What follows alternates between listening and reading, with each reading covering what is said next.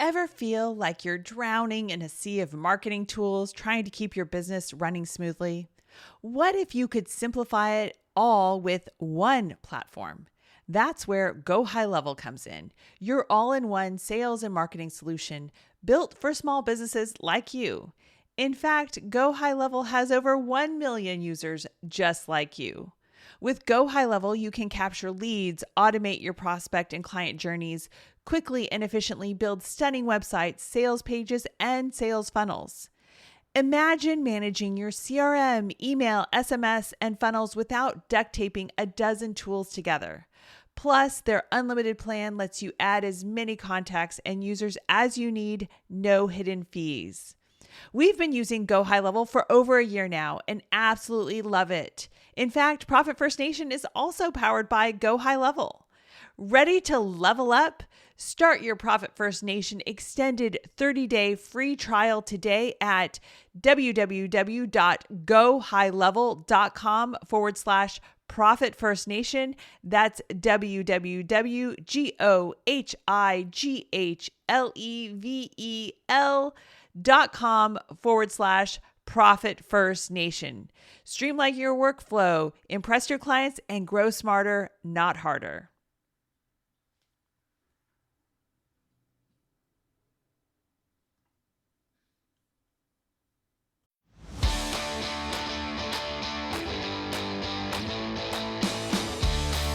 Welcome to Profit First Nation, the official podcast for entrepreneurs who are operating their businesses in the zone of permanent profitability. I'm Mike Michalowicz, the author of Profit First, and now here's your Profit First Nation guide, Danielle Mulvey. Welcome to Profit First Nation, the podcast for the top 17% of entrepreneurs with cash in the bank to correlate to their profitability.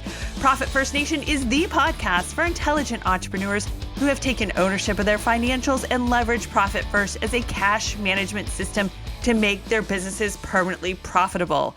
I am Danielle Mulvey, an expert at guiding entrepreneurs on owning their financials in as little as 11 minutes per day and doing Profit First right. If you are a fan of Profit First and its author, Mike Michalowicz, you have found your tribe. We are a nation of successful entrepreneurs driven to be permanently profitable with a grit and a growth mindset that lets no obstacle stand in our way in pursuit of the 3 Ps: passion, profit, and play.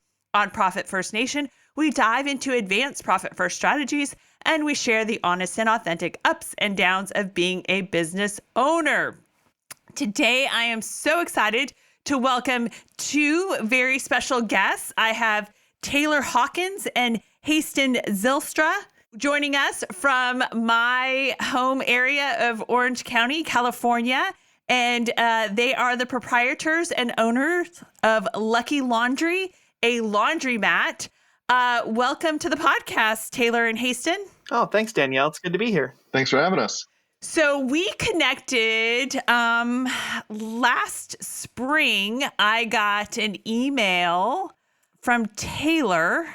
I got that in March of 2021.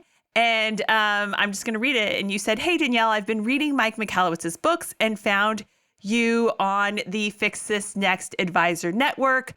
I own a laundromat with a business partner in Garden Grove that has seen a lot of growth since we remodeled it, but haven't been able to turn it into the profit machine we thought we could."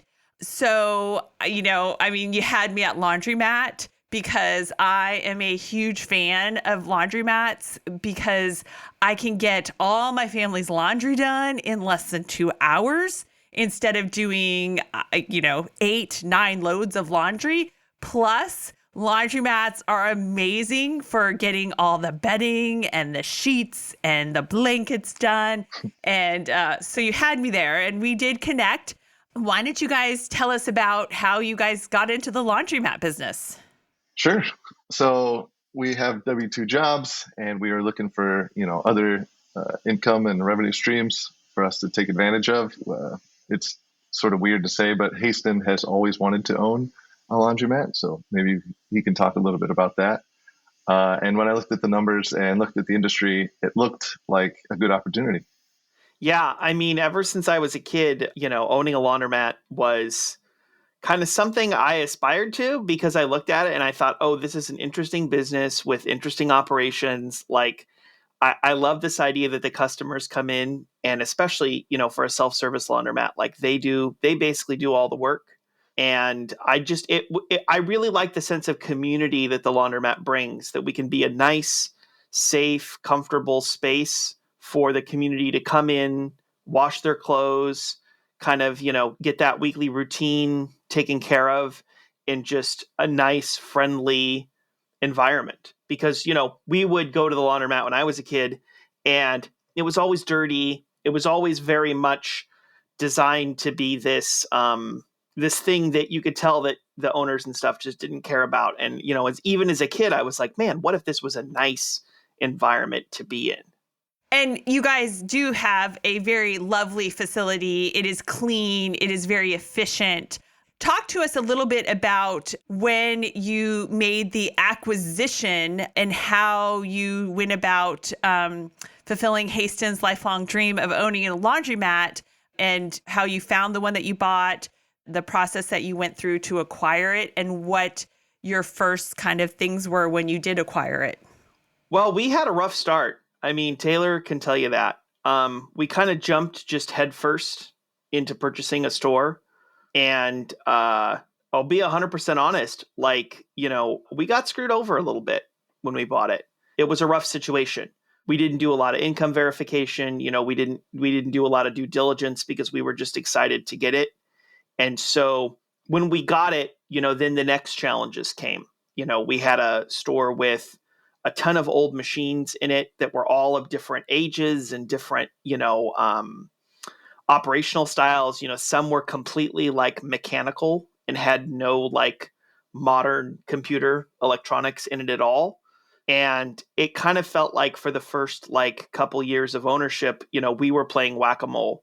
And at that time, from a business perspective, we were just kind of just burning cash because we didn't do the verification that was necessary. We didn't have our pricing set up.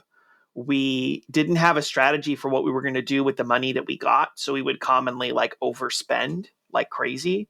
So it was a really rough start. And there was a period where it was super stressful. And we were ready to bail basically. So my dream had kind of turned into a bit of a nightmare because it was really hard. Well, I really appreciate your honesty with the fact that, making the acquisition wasn't the bed of roses that you thought that you were buying. And, that is so common. I have talked to countless entrepreneurs who have acquired another business. And again, so common. And there's things that you can do about that. But you definitely want to do some income verification. You want to see bank statements for the business, and you want to see their income tax returns for the business and as an individual. And if the person is not willing to share this information with you, then they've probably been using the business as a personal piggy bank and have not been so honest with Uncle Sam on their cash and their revenue. And that should be the deal breaker right there. That is the huge red flag that you're not going to get what they're saying that they're going to give you, or how the business is doing and such. So the only way to really verify, income verification is by looking at the bank statements for the business, looking at the financials from the business, and getting their tax returns for the business and as an individual as well. So super important. Thank you for sharing that important aspect, Hastin. Again, so common. We want to believe people. I mean, we want these opportunities and such, and you just have to be careful. But the good news is spoiler alert, you guys have done a tremendous job. But you were burning cash. You took on more than you were expecting to take on. You had equipment that was like whack-a-mole and of all different flavors and types and such. And you made some big investments into the business. Who found Profit First, or was it Fix This Next? And how did we get finally connected? Yeah, I found the book I've read most of Mike's books, and at that time we knew that we needed consultants and some help to get out of this sort of mess we were in. And so, I reached out. And up to this point, when we did connect, you guys had made some investments in upgrading the equipment. And let's see, what else had you done? You had not paid yourselves at all, right? That's correct. And you had never taken a profit distribution, which is totally, totally common. So what was it about either Fix This Next and Profit First, because I think you had read both kind of within a short period of each other, that was like, this makes sense? Yeah, I mean, well, you obviously see that the money's flowing in the wrong direction, right? I got into this business especially because, I wanted it to be a revenue stream, and I thought the money would come from the laundromat to my bank account, but it was only going the other direction. I didn't know why, so I set out to read books and talk to people smarter than me that have done this before. Some of those people were consultants, which suggested that we, invest in new machinery that wouldn't be broken down as much and better for our users. And like I said, I reached out and we did the Fix This Next, and we actually disagreed on what we thought would be next. So you guys both took the Fix This Next assessment, and we'll have the link to that assessment. It's a completely free assessment that you can take, and you get the results right away when you take it. But so you both took it independently. And what did you get, Taylor? I believe I got profit. Profit as the thing to fix next. And Hastin, I think you got sales, right? Yep. And so it's okay. Agree to disagree. But I think that we focused on the sales aspect because that's the cash generation. That's the base level in Fix This Next in the business hierarchy of needs. Sales is like oxygen. You got to have sales. And so that's what we started talking about, was getting more sales into the business. So what did you guys do about that? Well, we had some advantages, time-wise, as people started to reassess, the pandemic and work through that. We were able to kind of create some local marketing campaigns, and just extremely simple stuff. We talk to our customers, and, we put banners and feather flags out in front of our store, and we rotate them fairly often. And people are like, oh, I see that. Because, we discovered that we're thanks to local models, they tell us 50,000 cars pass by our store every day. And I'm like, so you're telling me I can buy a $300 banner, keep it up for a month, and I will get, that ridiculous number of impressions? That's awesome. That's way cheaper than anything I can do online. So we did some physical marketing. We did some door hanger campaigns where we have constant sort of online marketing that's happening. And we've discovered that through that process, getting more customers, getting more users of our store, it's the really simple things like showing them pictures of the clean store, showing them, videos of other customers using the store, just showing kind of the environment of what it is.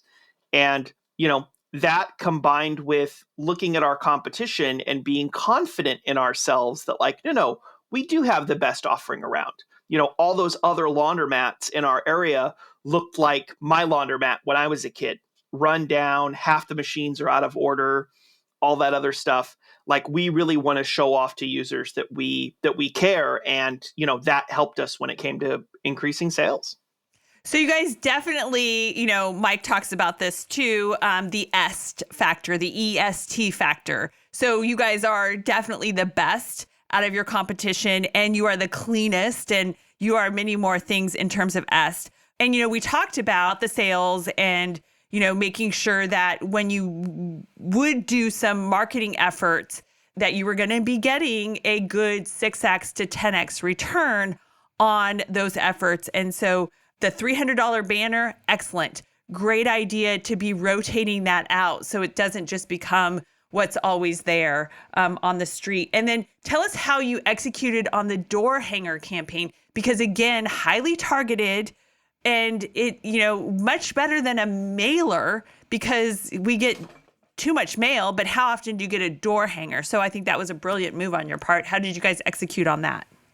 Well, it's a funny story. So Taylor, what had happened at your house? Yeah, I just like talking to people, really. So I was on a walk and saw somebody handing out door hangers, putting them on doors, and I just approached them and said, how does this work? What are you doing? Who's this realtor? All these questions. And long story short, it turns out to be extremely affordable to have this person just go and do door hangers for us at whatever cadence we want and whatever sort of zone around the laundromat, things like that, like what areas we want to hit. They're extremely effective. We trust the work, and we also have good relationships with printing folks, so we get a really good bang for buck of our door hangers. If you look at like online, we've tried before online, and I want to say it was like $2,500, and now we're able to do the exact same thing, but for like $300. Awesome. And you're getting a total 6x to 10x return. And, I think it's important to point out too, I'm just going to I don't know how to say this, but you identified someone in your neighborhood, but your neighborhood where you saw that person doing the door hangings is not the neighborhood that your laundromat is in. That's right. Yeah. It was just my local neighborhood. We're about 10 miles away. Yeah. So, let's just be honest, different demographics and such, but you saw something that was working here and then applied it into your neighborhood where your laundromat is, and, probably not getting much traffic in terms of that door hanger. So it's even standing out more by taking an idea from somewhere else and applying it to the geographic area of your location. And then I love hearing about the videos and the pictures showing people what the experience is like, because if anyone has experienced a laundromat in that area, it, like you said, it wasn't as nice as what you guys have to offer. And it's not the cleanest and they're not the best. So you guys demonstrating that is really great. And I'm so just thrilled to hear how simple that you kept it. Yeah. And one more sort of est that we have is that we're sort of narrowing in on the persona that we like to cater to. And a big advantage that we have in our area is that we have the biggest machines. And the folks who come in, like, I got to say, I just had a 1-year-old. I have a 1-year-old. And I wouldn't believe how much laundry she has. Like, it's insane. So, and she does all her own laundry. So that added like another, so many hours to my Sunday ritual of doing laundry. So it's pretty easy to see if if you have a family of 4 or 5 people, you start to add up hundreds of pounds of laundry pretty quickly. So we're focusing more on the sort of larger families, different marketing campaigns to focus on that as well, to double down on our big machines. That's brilliant. Yeah, we've done some things to make our experience frictionless as well. We offer, app payment, where users get rewards and discounts, so they want to come back. Oh. We offer, we do things like, we do some really clever things that we brought to the industry, things like, hey, we discovered that if you put this, $20 box on your change machines, you can give people remote refunds. So that way, when they call you and they're like, hey, because, they're mechanical machines, they go out of order. When they call you, you can be like, hey, I'm really sorry. Yeah, we'll be able to come over and check that out, in an hour or two. But until then, let me get you started in another machine. Let me give you enough so that you can get some soap and some whatever else. And it's a level of like experience that, none of our competitors have. And unlike the traditional sort of industry model, which would be, oh, you would need to pay like a full-time employee to be in the store all the time to do that. We don't. We figured out how to do that stuff remotely, and that saves a lot on our operational costs as well. So we can target those big customers, and then when they come in, they can just get their stuff done and have a completely frictionless experience. That's awesome. So, what's interesting is I'm looking at some emails, and so last March we set up a meeting, and I said, here's what we can talk about is, what you guys wanted to talk about is how to advertise as a mostly cash business, pricing strategy and offering specials, and expansion versus debt reduction. So we talked through things like that. You guys have obviously executed on that. And we talked about raising prices for sure. it was more like discounting, but that wasn't going to get you business and that wasn't going to get you out of debt. So I challenged you guys that discounting was not the way to go because that is not the way to increase your profitability. And so you guys did increase your prices. Taylor, would you mind sharing the email update that you sent on January 11th of this year? So less than a year after we talked. Yeah, absolutely. So I said, hey, Danielle, hope you're doing well. I still listen to the podcast and just wanted to send you a quick thank you from Hastin and I. I'm not sure what sort of magic you and the Profit First system have, but since we last spoke, we've been able to, 1, drive revenue up 10%, 2, and cut expenses by 10%, 3, and we just raised prices another 10%. We've also stuck to the allocation schedule that you gave us. We're proud to say we paid off a loan 3 years early. We plan to snowball this into the remaining debt we have so we can finally start to enjoy some of the fruits of all this work. Oh my gosh. It is magic, isn't it? It's totally magic. The effects of Profit First. You guys just have knocked it out of the park.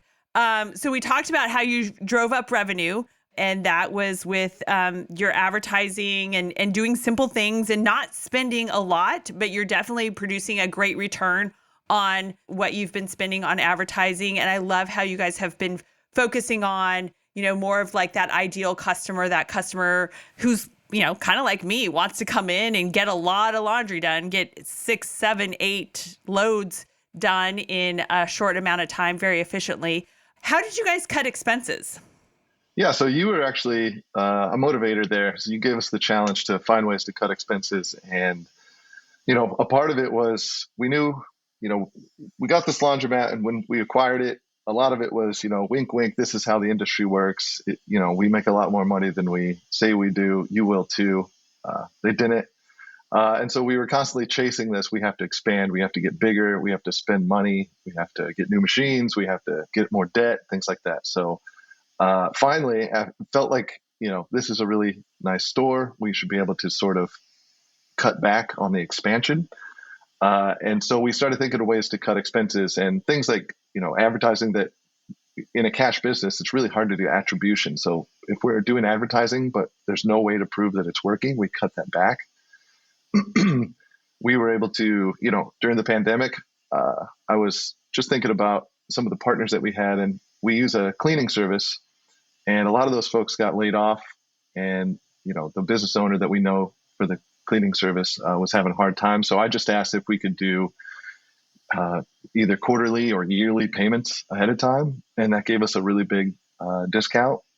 We were also able to do tweak our water levels in some of the machines that were just using too much water, signing up for, government programs to do different types of utility expenses to cut on gas and electricity.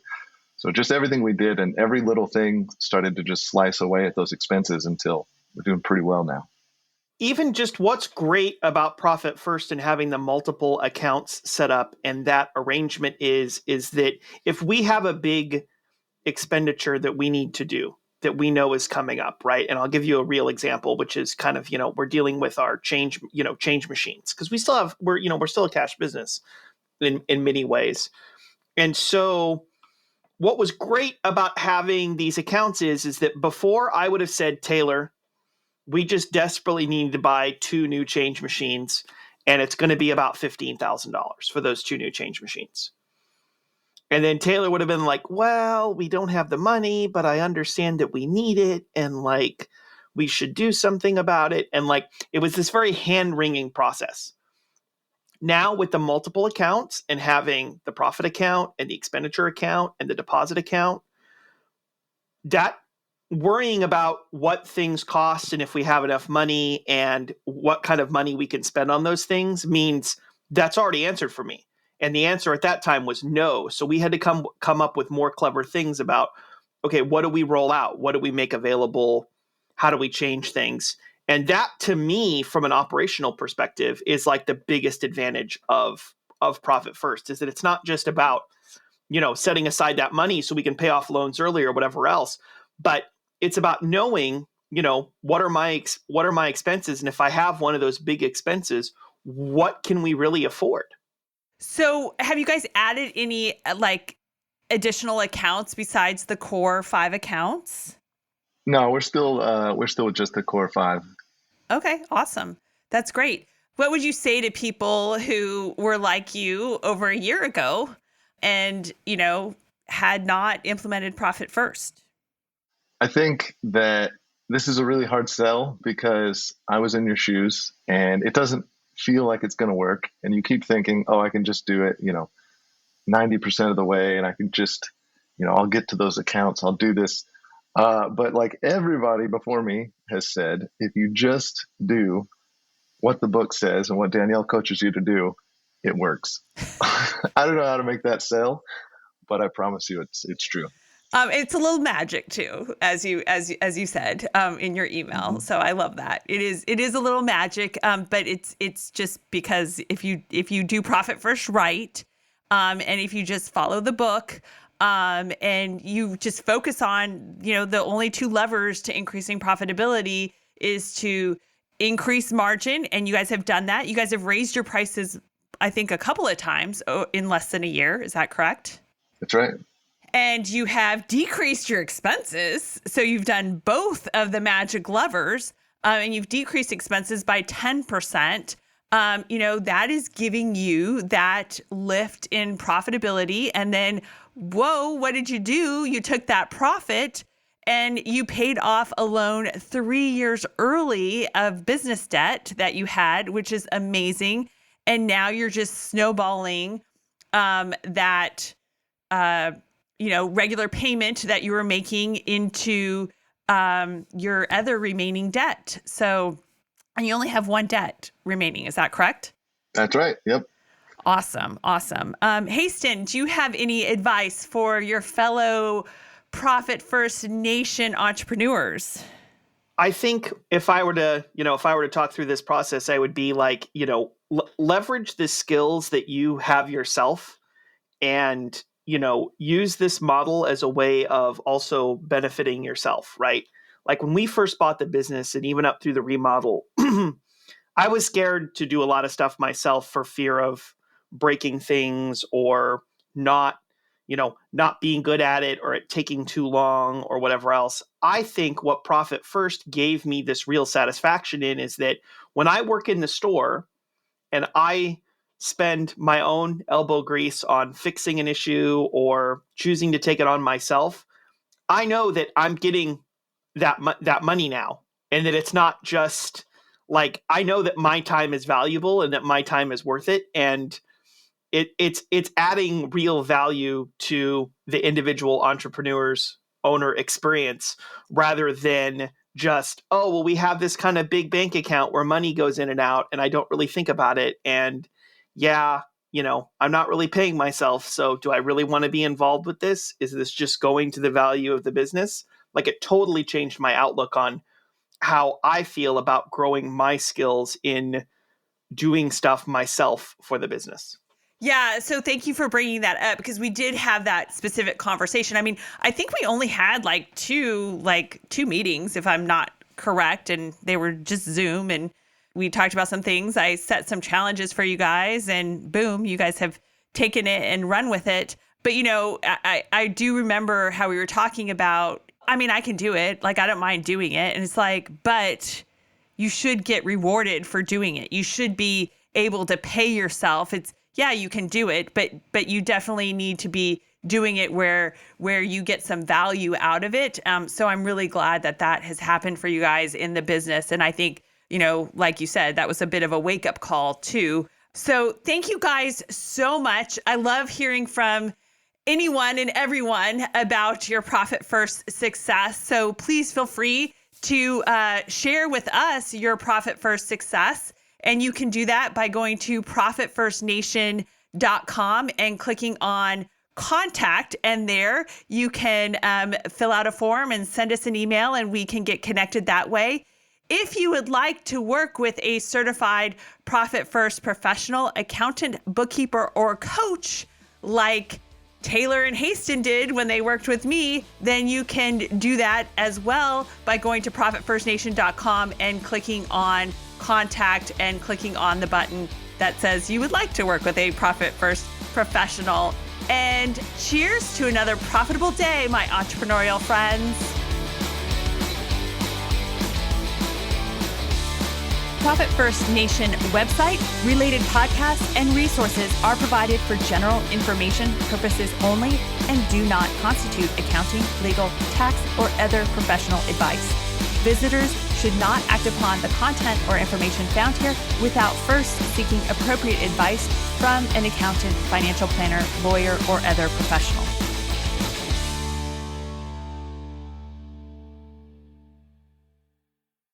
Hey, this is Ro, and if you're a business owner struggling with hiring or just tired of doing it yourself, I highly recommend the Build Your Dream Team Secret Podcast series. There are 7 episodes packed with real stories from founders who've cracked the code on hiring, built high-performing teams, and finally got out of the day-to-day grind. My favorite part? It's not fluff. It's systems, strategy, and results. Text DREAM to 55444. That's DREAM to 55444 to check it out. You'll thank me later.